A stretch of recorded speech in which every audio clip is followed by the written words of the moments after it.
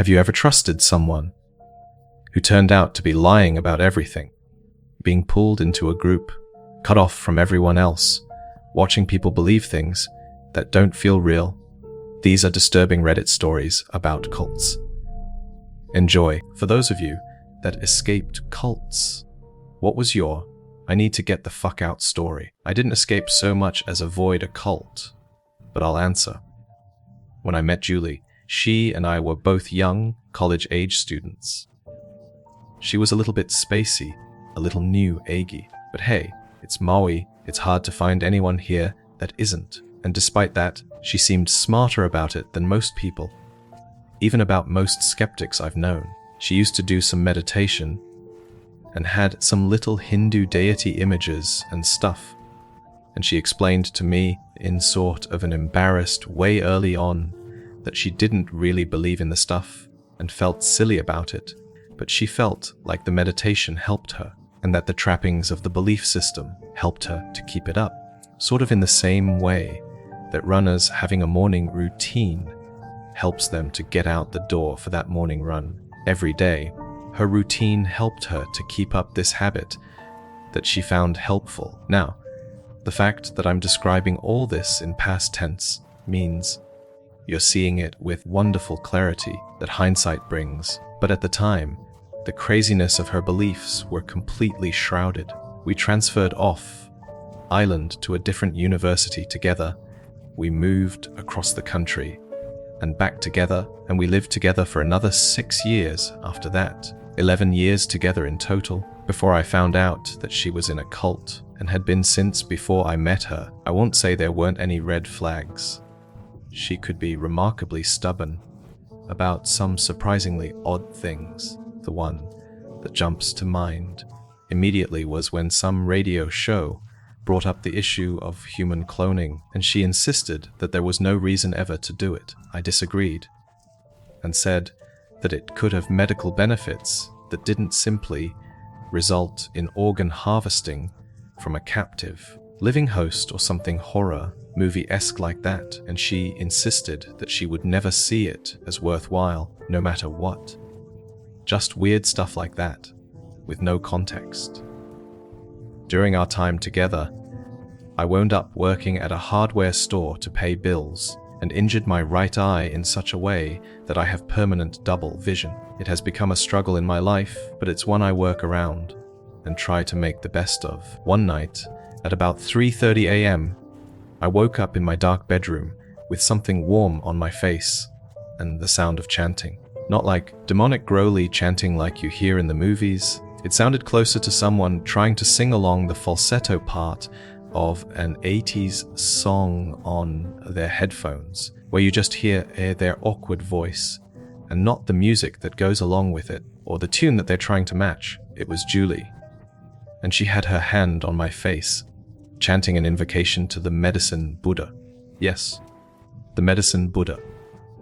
My girlfriend of 11 years was trying to cure my eye with faith healing. So I tried having an early morning talk with her. It turns out she believes she's successfully done this before, healing an injured bird that she found. Let me tell you the story of that bird. She found it outside our home, and it was clearly sick or injured. She put it in a little box, but didn't bring it inside because our cat would probably not help its health. She would give it food and sit outside with it. And I found out later that she would similarly chant over it. One day she woke up, and the bird was gone. And you think you healed it, and it just flew away. What else could it be? I rattled off a list. Maybe the neighbor's cat found it in that box. Maybe its normal biological processes healed it, and it took off. Maybe a neighbor kid found it and took it home and convinced his dad to take it to a vet. Maybe our landlord found it outside and got rid of it. She wouldn't hear any of it. And that's when she told me the whole story. When she was younger, she met a dude named Mark. Online, of course. Mark made her feel appreciated, which she didn't at home, and invited her to visit him in Toronto. When she got there, it turned out Mark is a key figure in a religious group. His grandfather is the leader of said group. I think his biological grandfather, though I'm not sure on this point, and Mark himself channels the voices of the deities. Julie told me that she herself had witnessed him channel the voice of the deity responsible for the creation of humans, and she was utterly convinced. What's more, the group has a mission. You see, the deities speak to them through entertainment media, primarily movies and such, which I mean, why bother when you have a kid who can channel your voice directly? But what do I know? Anyway, what they've informed the leader of is that China is working to develop a soulless clone army. That's why she was so against cloning, and that they would use this army to take over the world. The group was set to be the resistance against them, and the ones who would rebuild after this apocalyptic war. She told me all this thinking I would be grateful for finally hearing the truth. Instead, I tried to talk to her about critical thinking, and she wouldn't listen to any of it. She could not believe that I wasn't even considering the truth of what she told me, and basically shut down completely. We went from a mostly happy, ordinary couple to complete strangers in 2 days. It was wild. We broke up very shortly after that. I couldn't be with someone who exercised no critical thinking at all, and she apparently couldn't be with someone who exercised any. Julie went on to sabotage the budding relationship with the woman I started dating afterward as well, using my old passwords, which I'd never told her, but she had snooped out to access my accounts and invade my privacy. So yeah, I lost 11 years of my life to a real winner. I don't know if my story can count as a got out of a cult. I think of it that way, and I'd like to share. It's not a cult story most people expect, or a textbook one, but one nonetheless. When I was 12, I got into reading fanfiction online and found a group centered around a certain blog and an author. At this point, it was merely a group of kids, usually 15 to 20 years, that discussed the stories and talked about their life and current fandom, or just shit like anime, TV shows, and books. The blog focused on slash pairings men, and most of the interactions centered around queer community. I had a few friends there, but I felt a bit intimidated by the main author who created the group and really talked to her. But I eventually had to, so we got talking. She was the kind of online persona that doesn't stand for different views on things and wants to be center of attention. She was 8 years by senior and already in university, and most of the kids there looked up to her. One of her main sticks were that she's studying psychology, spoiler alert, she wasn't, and want to help others, even if it is online. She created a very interesting offline life that she boasted about. I spent about 5 years in the group, and even met a lot of the people, including the author, in person. By my last year, I noticed that a lot of her friends, followers, readers broke off and left the group. Except none of us knew why. And if we asked, we got a they didn't respect the rules for this group. And we decided to part our ways, sometimes even without even dropping the name. Just saying someone here was rude, so I kicked them out for your sake. Spoiler alert number 2. I would become one of them. At this point, most of us were pretty dependent on the group support, and most of our connections were there, that separation from outside world. Fast forward a few months, and one of my best friends there leaves the group, and I start wondering why, and mostly what happened. Because we haven't talked about it that much. I learned that most of the people who left were for asking uncomfortable questions about the author and calling her out on her, and had a pretty tight relationship when they were mentally down and needed a companion. I talked to those people who actually made a support group for those who left and needed to vent about it. I learned about things that I believed to be true, but actually weren't about her. It turned out she wasn't a psychology major. She didn't have the fancy life she talked about, and all those people she mentioned didn't really exist to the knowledge of people who knew her in real life and her family.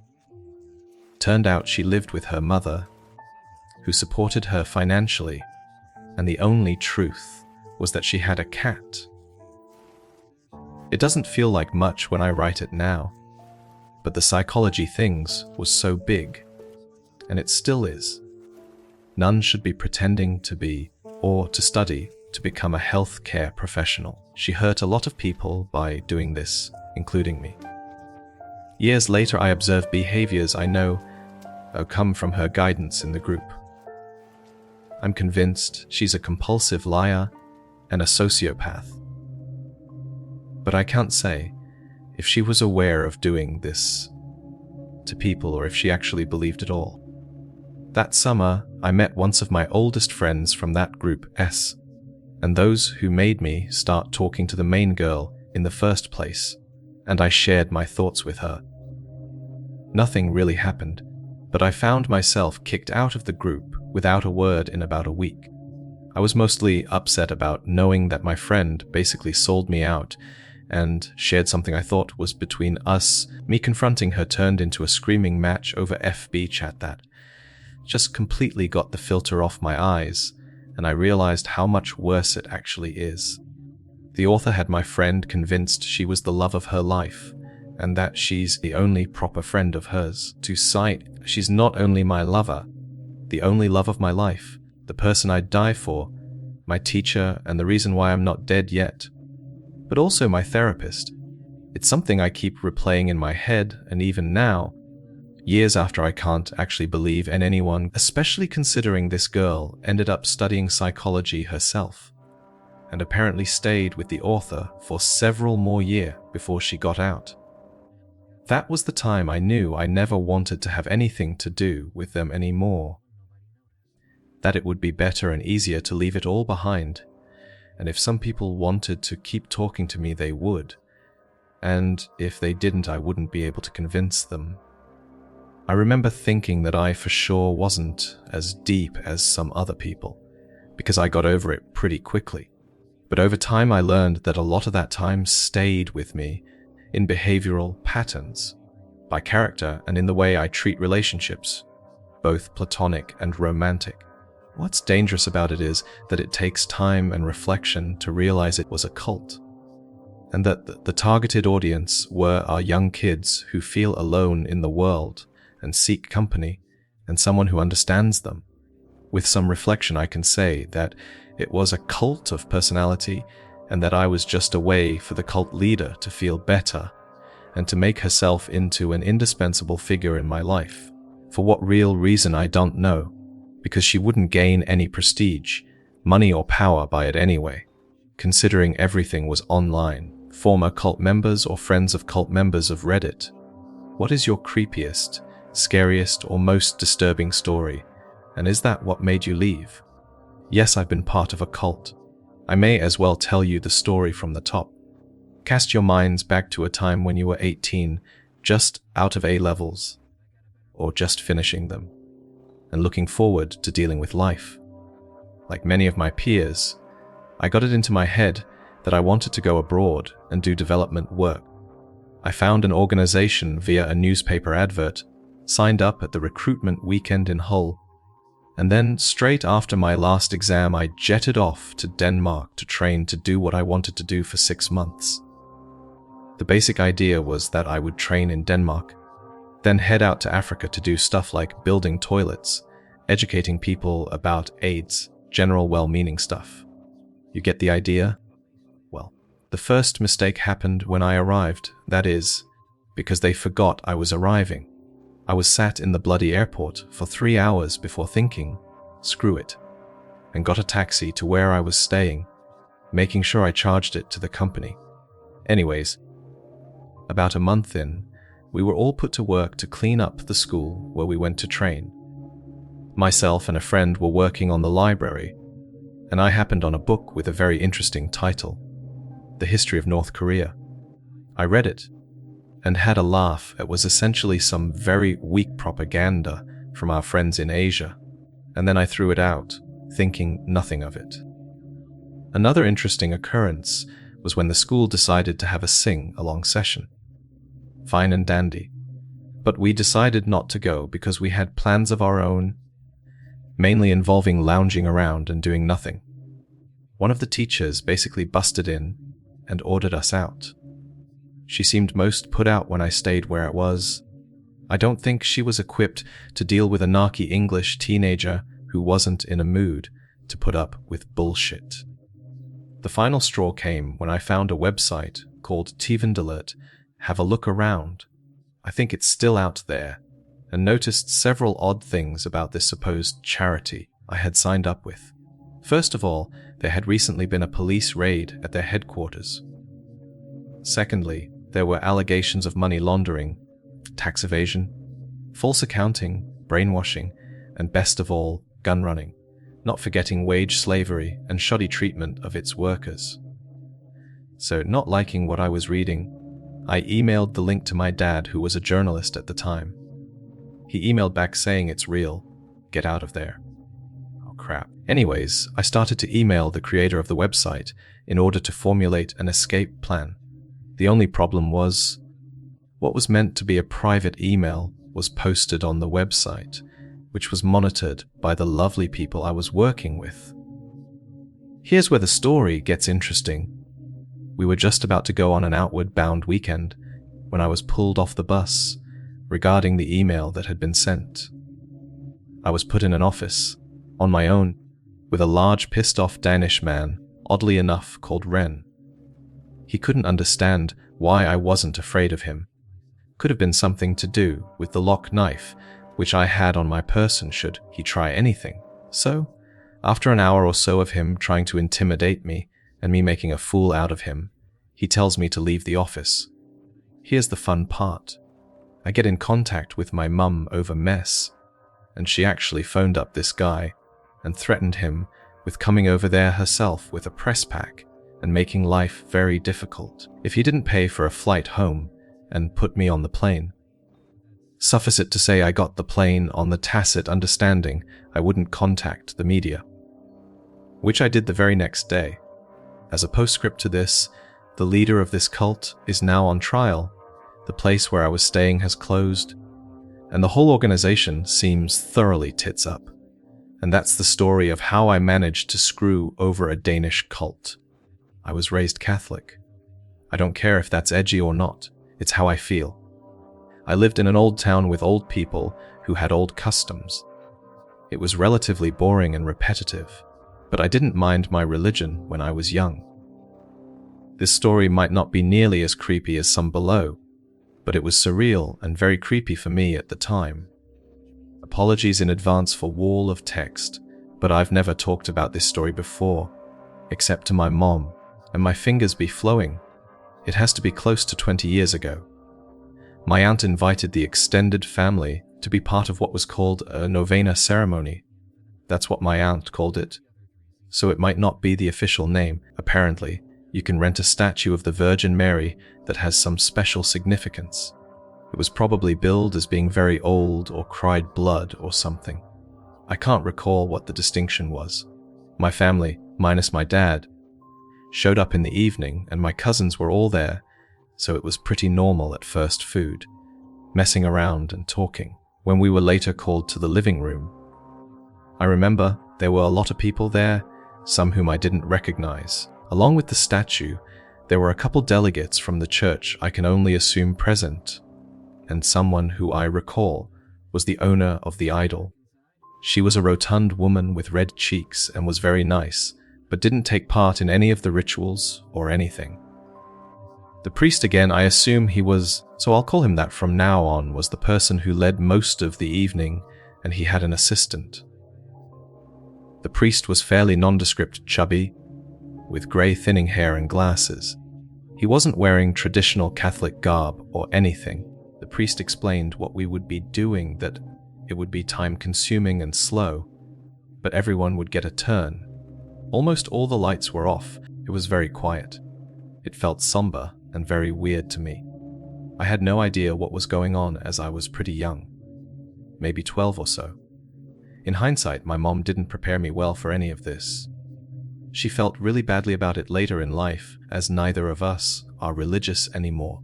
Anyway, he stood face to face with the first participant, and the helper stood at the participant's back. He began to pray over her quietly. I had no idea what he was saying. He would get a little louder, his voice undulating, and he would place his palm over her forehead at times. Then it got weird. The whispering went on, and the person started speaking nonsense words. Think of the Borat scene in the church. Suddenly, after a bit more of the nonsense words, the person went limp and fell backwards. The helper caught her and laid her down, where she continued to speak nonsense words. Then it got quiet and the person just laid there in repose. After a moment, she got up, smiling, and went and hugged family who were crying and carrying on about how beautiful it was to have been touched by God. I was stunned. I was very unsure I wanted to do it anymore. As the hours went by, after the first lady was my grandmother. She was such a sweet, caring, smart and uplifting woman in my life, and I almost felt nauseous to have watched her speaking like that and falling. It seemed obscene. I couldn't understand why. Eventually, it was my turn. I remember he started off with the Lord's Prayer, whispering over me. He may have recited others. I can't remember. I remember vividly that he began suggesting to me that I would feel God inside of me, and that it was okay to let loose whatever sounds were trying to come out, that it might sound weird but to just go with it, that if the feeling was overwhelming and I felt like I might fall, or if I felt faint or limp, or just very, very comfortable, go ahead backwards and I'd be caught. Until this moment, I had been wondering why everyone did the same exact thing in the same order. To this point in my life, I had not yet found a real reason to doubt religion. I questioned, sure, but nothing concrete. I even helped my aunt teach Sunday school. But at this ceremony, watching everyone I knew and loved acting so strange, I felt nothing. I felt no God, no warmth, no one of speaking in tongues. After a bit more praying and suggesting things to me, they ended up laying me down and I just sat there quietly for a while. When I got up, my mom was crying, but not in a good way. She was scared, I could tell.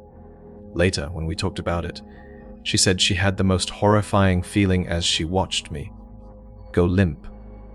I explained that I had faked it because I didn't know what else to do, that I felt nothing. She was shocked, and I never talked to anyone in my family about it again. In fact, I kind of forgot about it until now. Anyway, the night went on, and although I didn't pay very close attention, everyone around me seemed to go through this ritual with joy and connectedness. But I found myself turned off. It turned out to be a key cog in losing my religion for good. My relatively boring upbringing in Catholicism was shaken by a novena ceremony where my family and friends were fainting and speaking in tongues.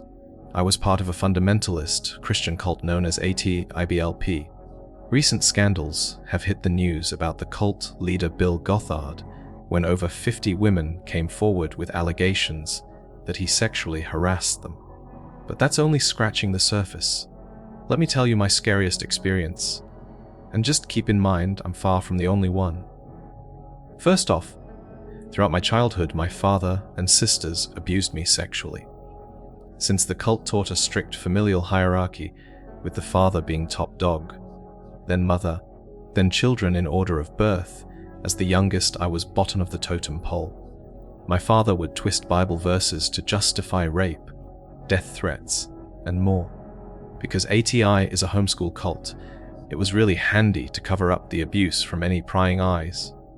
My home was a prison for 11 years until he died of a massive heart attack. And that's not even the scariest experience. Fast forward 2 years.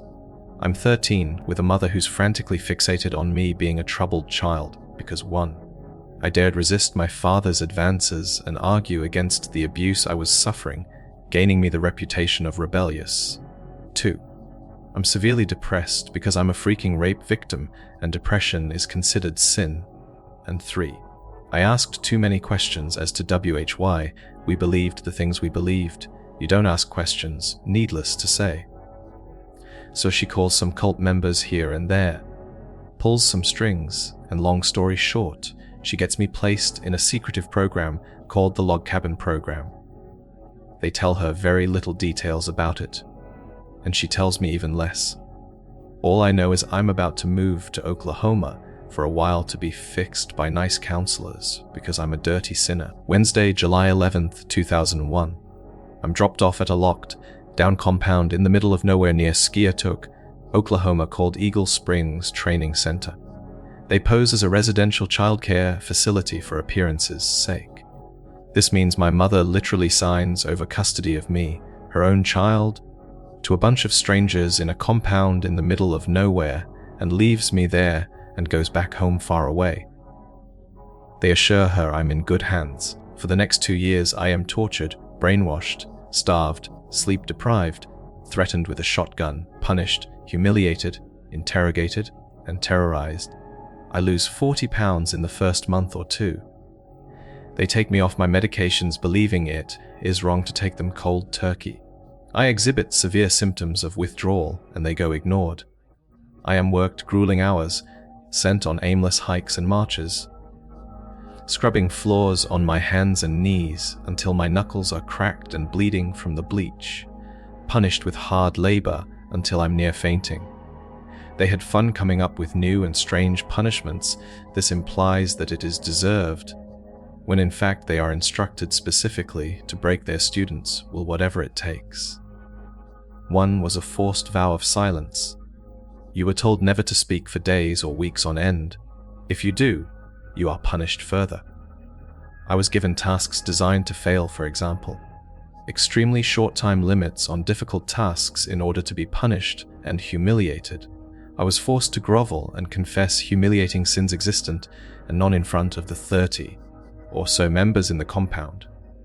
I was given spoiled, undercooked foods, and even chemically treated water that burned my throat and left me horribly sick. I was placed in solitary confinement for 2.5 weeks, while they blared music to torture me. The song lyrics went, "Trust in the Lord. He makes no mistakes. He knoweth the end of each path that we take. For when I am tried, I shall come forth as gold." Basically, it was a blatant message: you're being tortured because God loves you, and He's going to put you through fire to melt you into gold, and gave me endless confessional papers to complete detailing what a terrible sinner I am. I was interrogated for hours on end, as well as hypnotized. I was screamed at and exorcised for hours on end. I had no privacy. Even going to the bathroom, they would stand outside the door. I could go on and on and on. I was there for 2 years. The scariest part of all of this is that I am far from the only one. The Log Cabin Program was run in Oklahoma, Indiana, and I believe an alternate version for Russian orphans was done elsewhere, either Indiana or Illinois. All of these programs secretly tortured and brainwashed children and teenagers. Many of them were so-called delinquents they had committed minor, petty crimes who were ordered by judges to be shipped to these compounds and held against their wills. This runs very deep. It has never been accounted for and probably never will be. They tried to investigate alarming allegations of child abuse, some of which included beatings in Indianapolis, and the whole thing got swept under the rug. The only thing you got to hear about on the news was Gothard feeling up a bunch of women. You never hear about his systematic child torture programs. Bill Gothard and IBLP simply have their fundamentalist hands in too many pies. They will probably never be caught. Thanks for watching. Don't forget, the scariest part is how normal it all seems at first. Subscribe for more. Until next time.